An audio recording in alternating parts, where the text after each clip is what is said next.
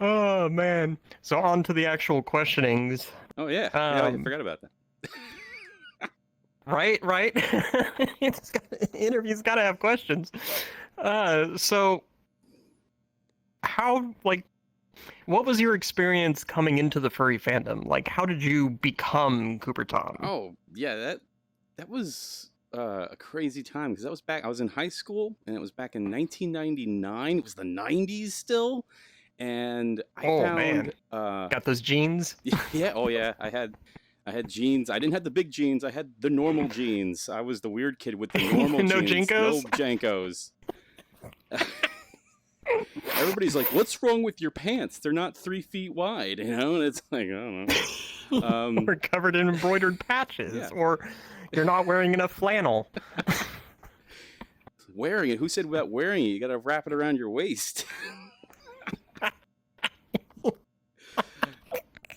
But yeah. Oh, the So 90s. yeah, it was the 90s, and I saw Furnation, which was like that web ring thing with all the websites and everything, and I was poking around in there, and I'm like, oh my god, like this is awesome because like I always liked anthro characters and stuff in like cartoons, like Robin Hood and Oliver and Company and Aristocats, anything with like cartoon animals in it. I'm like, oh, this is a cool movie. I enjoy this. And then For Nation's there, and it's like people making their own characters, and I'm like, oh, this is awesome. But I kind of lurked for like 10 years, and in '09 I was finally like, I want to do this. I want to go to a convention. I want to party. I want to have a good time. And yeah, that's how I got started. So I just you know go to a con, have fun. Oh, fandom's got a fan, you know? Yeah. So, from there, what has your journey to VR been like? Oh yeah, it's crazy because when I got VR, I was always a fan of VR. VR anything, being disappointed with like Virtual Boy and everything. I lived it. I lived that VR promise since I was a kid. And when I finally saw that Oculus was coming out with something that worked and it was VR, real VR, I was hooked. I was immediately hooked. And as soon as I got that, I was like, oh, there's got to be ways to get the fandom involved in this. There has to be. But even Just then, right out the gate. yeah, right there, because with furry everything, you're just like, how do I incorporate furry into this? I mean, you could be making a sandwich and going, how can I make something furry about this? So Add like, foxes to your yeah, sandwich. yeah, anything. And so when I got my hands on VR, I'm like, this is awesome. But like the whole idea of making things in VR was like going to the moon for me. I had no idea about programming or 3D modeling or anything. So I got VRChat in when the Ugandan Knuckles things were going on back in the day, and I was like, oh, Ooh. yeah, I saw that mess on the internet.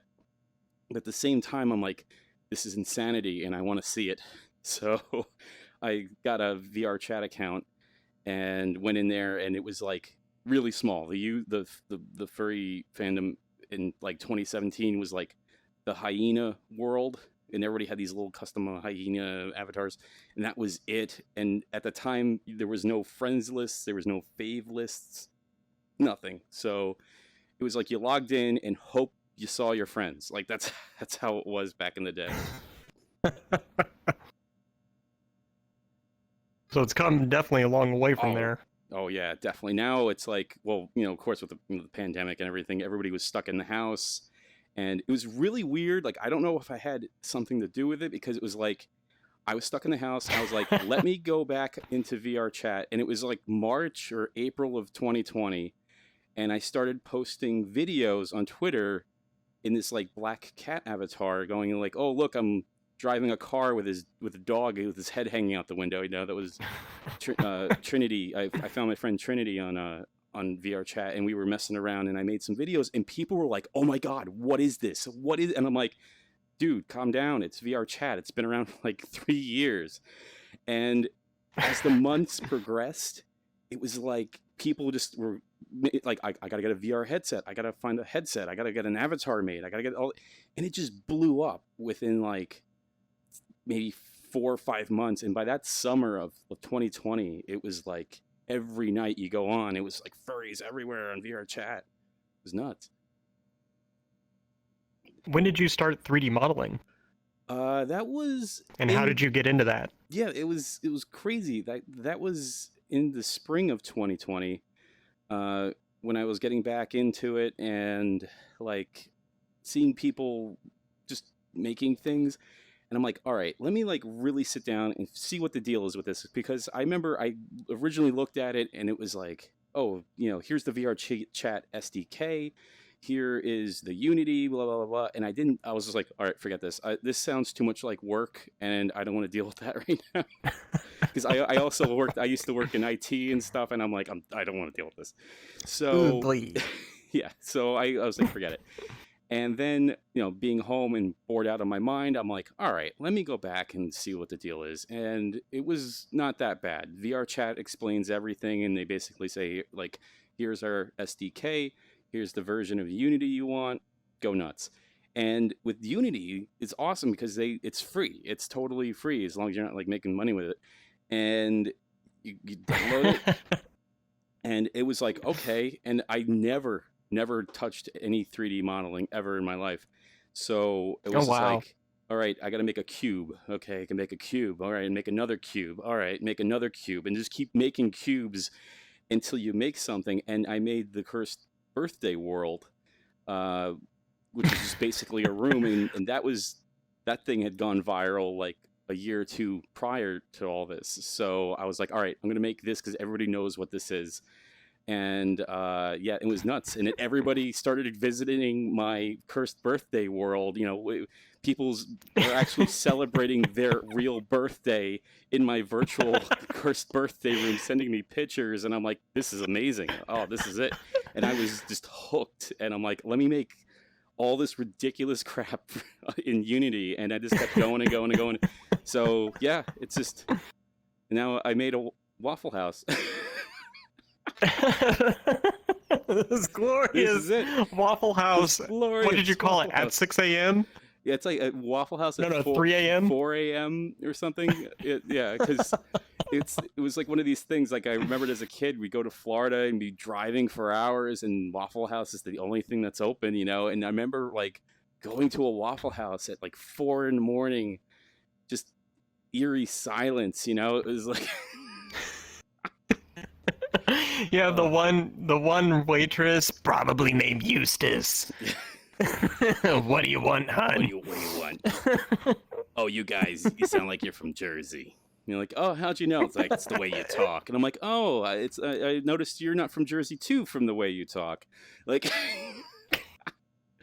but yeah, it's really, yeah, it's a weird situation. So like, even with that, I have all these weird ideas that pop in my head, and I'm like, ooh, let me see if I can make that in Unity. So yeah. Another one of my favorites of yours was the indoor balcony world. Oh my God, yes. Like that is that's an ongoing thing, that world, because whenever some weird meme or something that pops up that's not like, okay, I need to make an entire world for this, I'm like, you know what, I can just stuff it in the indoor balcony world. So the indoor balcony world is just this weird escape room that you could never escape. You just keep going from weird room to weird room, and it's that's a different one. But yeah. Oh, that's fantastic. We kind of covered this one a little bit, but what was one of the biggest surprises you found out about, like, being a furry and in this VR social space? Like, what surprises you the most? I think the most surprising thing is how surprised other people are about it. It's just like, because I'll just be like, oh, I'll post a picture or something, and there's so many people that are just like, they have no idea this exists, and I'm like, the way VRChat works, it's based mostly on creativity of people, and furries are just, they're crazy creative. And when they get something like this, they're gonna run with it. They're gonna go all out, and that's the cool thing about it. So like, it's amazing to see how many people are blown away by the technology that is in VRChat that's been around for about 5, 6 years now, and there's still a lot of people that are not aware of how awesome this technology is. And that's the thing that really shocks me is when I ever talk about it, and people are like, "What do you mean you have a virtual talk show?" And I'm like, "Yeah, I do live streams like in a virtual talk show room," and to them it sounds like rocket science, and I'm like, I don't even know what I'm doing half the time, you know, like.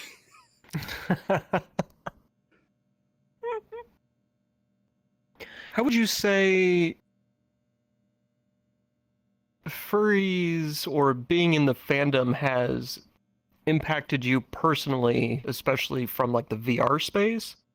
Oh, it And how inversely do you think furries impact the VR space itself? hmm inversely. It's interesting.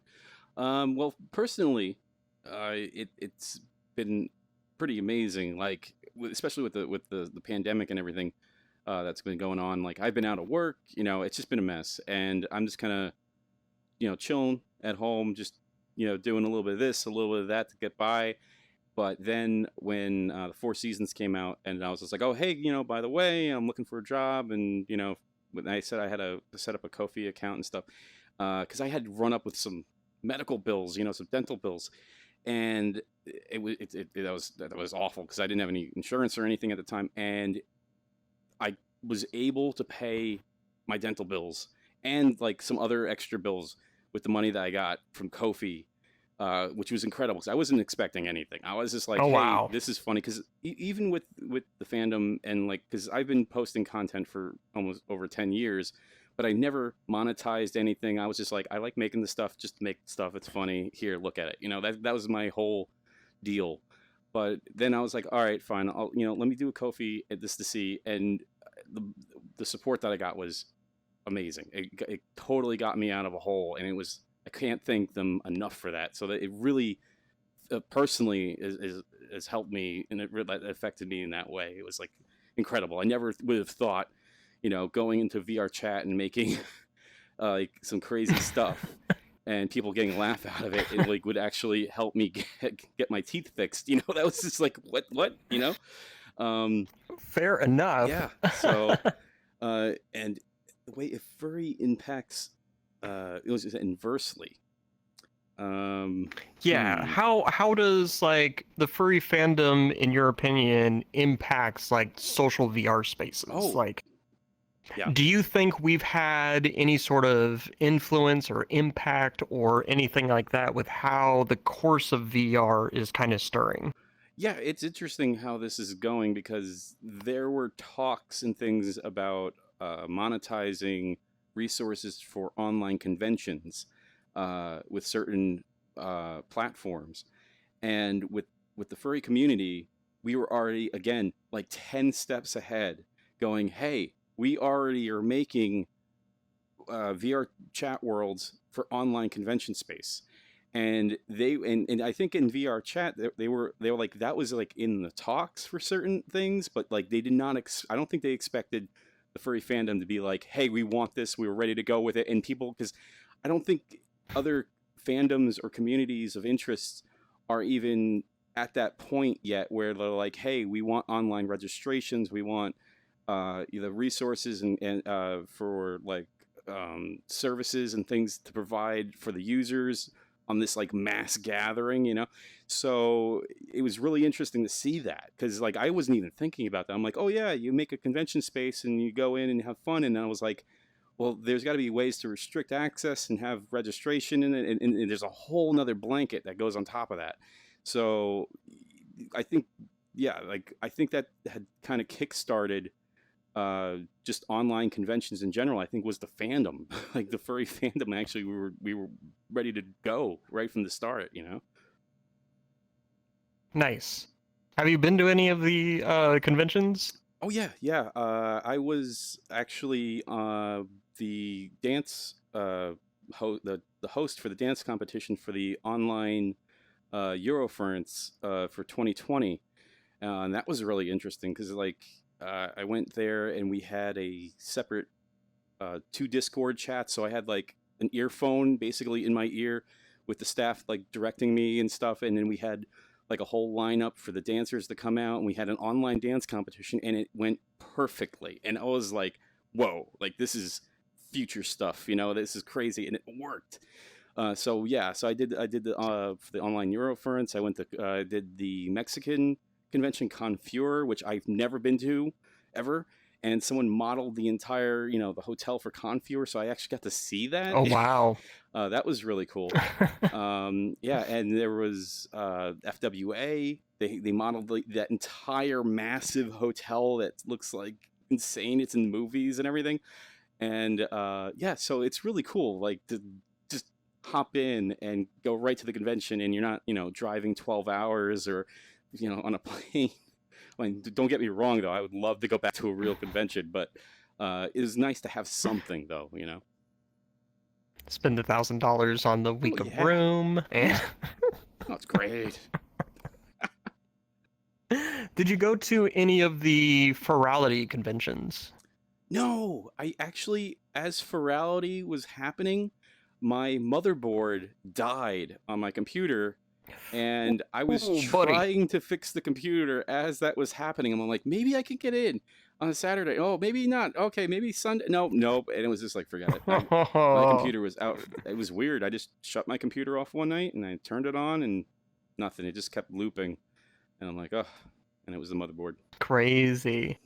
Because I think Furality is probably one of the only conventions that is fully online. Like there was never a physical. It just started in VRChat, and it's just in VRChat. Yeah. What is your favorite world in VRChat? Oh, favorite world. I think one of the coolest one is it's been around for a while, but that Psyche ship, where it's a pirate ship, and it goes into outer space, and there's all this crazy visualizations going on with this drum and bass music and everything, and you go to an island. Oh wow. And then there's a whole like fireworks show with these pirate ships that come out of the ocean, and it's DEFCON 1, and it's amazing. It's just like it's a crazy world, and every time someone comes on, you're like, oh hey, it's my first night in VR. I'm like, oh, I got to bring you somewhere, And I don't think I've seen that. Yeah, that's we could go there after the interview and check that out. I am always down for Psych Ship. What's some lessons that you've learned interacting with a VR social space? Oh yeah, it's interesting, especially if you go to virtual. What was I saying? It's interesting if you go to public instances of worlds, because everyone in those worlds, you don't know who you're gonna meet, and the general consensus is just madness. It's really weird. You go in, and the social space is completely different compared to like the social spaces of like being in a furry centric world. It's really weird. So when you go in, and even the idea of what you're talking about is really different, because you go in and it's just like, oh hi, do you like bikes? And it's like, what? Like and it's really a different scale, because if you go into a furry thing and you'd be like, oh, did you see this thing that someone was talking about on Twitter today? And you're like, oh yeah, or did you see this new like cartoon that they're making? So you automatically have stuff to talk about. When you go into a public space, it's just completely different, because it's like you don't know what they want to talk about, and then half the time if they see you in like a furry avatar, they're just like, oh, I don't want to talk to that guy. And I'm like, you have no idea, dude. You don't have no idea. It's like we got the good shit. We got the good stuff. Like you go on like the worlds that we were making, these con spaces that we're making, like everything is like a million times better. Like the games, yeah. And then you go, out into the public instance, and it's just like people just arguing stuff, and it's like, what? Or it's like 12-year-olds. Oh, that's the really weird one, because you'd be like talking, and it'd be like, oh man, like this guy cut me off today, and I flipped him the finger, and then this kid's like, my mom let me on the computer today because I ate all my macaroni, and it's like, what? Yeah, it's weird because even that you don't know how old people are, so you start talking to somebody and you're like, this kid's like 2, you know? It's like, what's going on? Stop with all the downloads. Hey kid, I'm just messing with your kid. And be like, what's that from? I don't know what that is. I'm too young. And I'm like, oh god, just stop. There's a fire! Get out! Where? Pork chop sandwiches. And you're like, I already ate today. And I'm like, damn it. You don't understand, man. You don't get it. Oh, man. Have you ever ran a social event? On no, VR? In VR. Have I ever run a social event in VR? No. Like a large gathering of people, or? Nope. No, I never did. The only thing I did was the hosting for the dance comp for EF, but that was like they're doing. But yeah, me personally, I never really planned or organized any type of social events, except for like my birthday or like something like that, or maybe if I'm like making a world, I'll like tell all my friends beforehand, like, hey, I'm hosting it, and we'll all come in and like party and stuff like that. But that's it's very small. Even still, it's still experience with the kind of the social aspect of everything. Yeah, like with the which is with the Four Seasons thing, the same thing. Like I was like kind of dropping little pictures, like little like thumbnails of like what I was working on. I'm like, hey guys, check it out, and I posted the world, made it public, and I went in and I just started spawning, like sending invites to everybody. And like they had no idea what they were going into, and I was recording, so I would get like these genuine reactions of the people coming into the world, and they're just like recording, and they come in, they're like, oh my god, and it was just like so funny, and it was the best. Like, it's so spot on. I had to make that so fast. Like, I did that like in 4 or 6 hours or something, because like people were talking about it. The texturing job was just fantastic. I lucked out. Someone had online like this peeling blue brick, and I'm like, that's it. That's what I was looking for.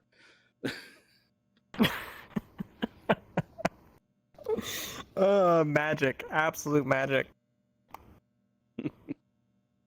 Well, yeah, thank you so much for taking time out to talk with me and get asked these silly questions. Oh, thanks for thinking about, you're like, oh, who should I talk to? And like, I'm like, I don't know.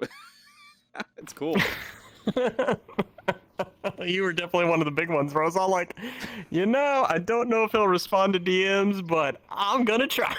Yeah, that was awesome. I'm like, oh, cool. Like,